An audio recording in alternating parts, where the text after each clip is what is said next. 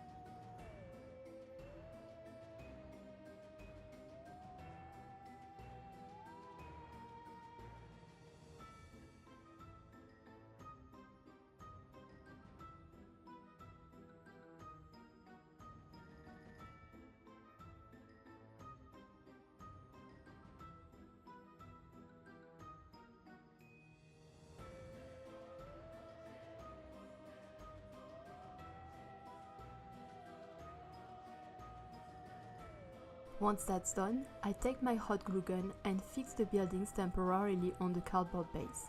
It's a bit like blocking in cinema. If you've been following me for a while, you already know I don't really trust hot glue in the long term. So I mainly use it just to hold things in place before gluing them properly later with strips or craft paper over the joints.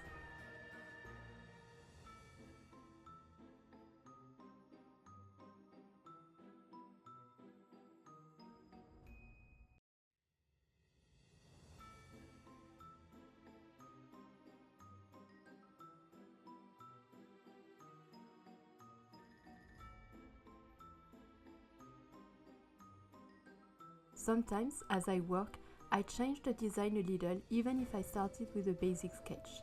For example, here, I decided that the tower-shaped roof would look better for balance. On a strip of cardboard as long as the first roof, I draw a semicircle. Once I cut it out, I attach it to the base of the roof. I soften another strip of cardboard that will become the roof covering. I place it on top, trace the shape, and leave a small overlap for folding. I make little cuts all along this overlap to make it easier to fold the curved parts. Then I fold all these tabs, join them with masking tape, and carefully place the new roof on top of the old one, sealing any gaps with more tape. Now, I made a small mistake, but you can avoid it. I wanted to create a red light effect behind some windows, but I forgot. So I had to remove a few buildings and stick a small square of red paper behind the windows. If you want that red glow too, remember to do it before gluing everything down.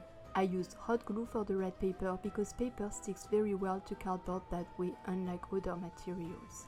Next, I add another roof made from a folded strip of cardboard on the central building and I also add 2 dormer windows. To make a round tower, I use a toilet paper roll cut to the right diameter. To fit it onto the roof, I make small cuts along the base so it hugs the surface. I make the round roof using the same method. I trace it, leave an overlap for folding, cut small notches, fold the tabs and glue it with hot glue. I even make a small turret, and now I think my castle looks good enough to move on to the next step. For this part, I cut thin strips of craft paper, some wide, some thin. I brush glue onto the buildings and stick the strips one by one. It's a bit of a long job, but it gives a strong, smooth surface in the end. Look at that, the result is really nice. Now it's time to paint the castle. I use shades of black and brown that still show the natural color of the cardboard. I love keeping that look because cardboard is such a beautiful material for creating. I start with the lightest color because even after washing, dark paint can stay in your brush and ruin your work.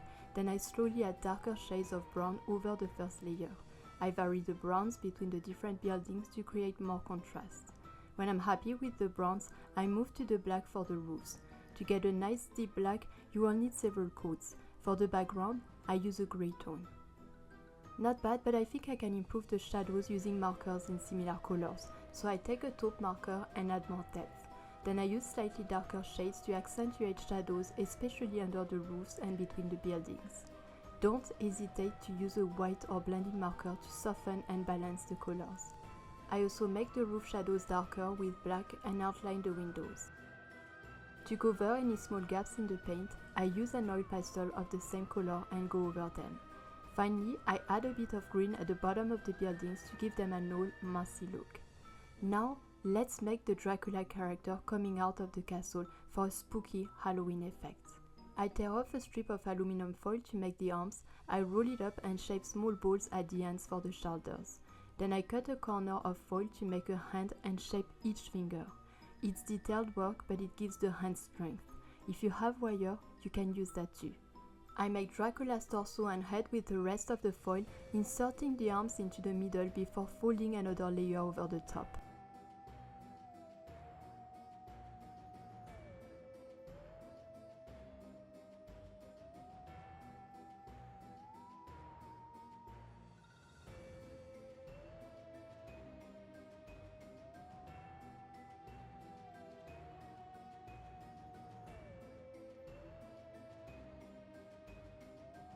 Now I have a basic shape. I attach the hands using thin foil strips like bracelets around the wrists. Next, I make a round ball of paper mache paste for the head. I put it on a stick and shape it on a silicone sheet. Since my Dracula will be screaming, I carve a large open mouth. For the nose, I roll a small ball of paste and place it in the center. I smooth the sides with water and my tool. I add another small ball for the upper lip and form 2 fangs. With a rounded tool, I press in the eye sockets, making them large enough for the eyes. I make 2 little balls for the eyes and press them in, making the sockets slightly bigger for a bulging effect. Then I add a tongue inside the mouth and 2 ears.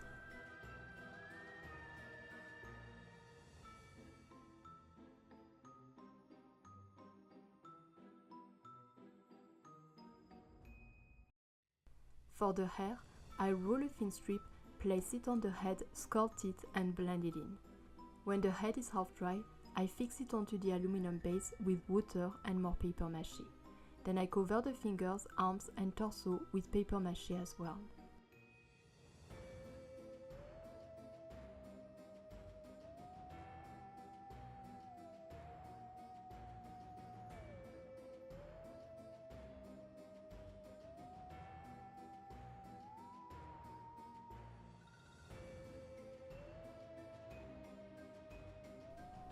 Dracula is completely naked, and while it dries completely so as to not waste time, I cut a cape for him from a piece of fabric that used to be a pair of black leggings.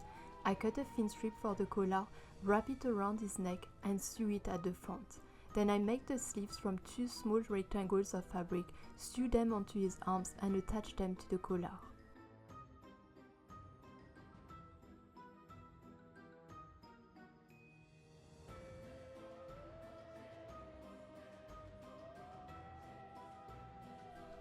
For the lower part of the coat, I sew another strip of black fabric to the sleeves and collar.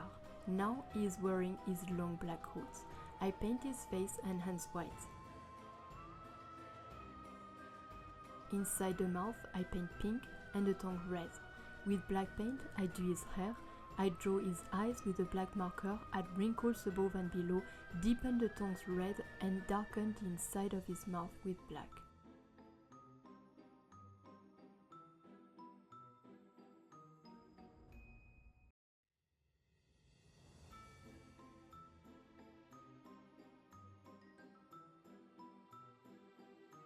Then I cut a foreground of grey heels from thin cardboard. I draw 2 twisted trees on the sides. I paint the heels grey and the trees black. I draw a door on flexible cardboard, color it beige with marker, then add marker brown paint for more depth. I cut out the planks and glue them onto another piece of cardboard to make it look more real.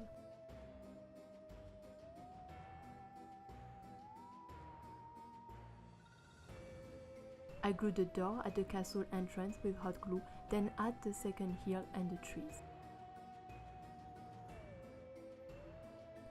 I make stairs at the bottom of the door using paper mache. The grey background feels a bit too dark, so I repaint it in a lighter beige, then with the paper towel dipped in black paint, I make a frame effect around the edges. For Dracula's wings, I use thin black cardstock. If you don't have any, just paint white paper black. I cut out the wings and sew them onto his back to make sure they stay in place. Then I glue the figure onto the castle's balcony.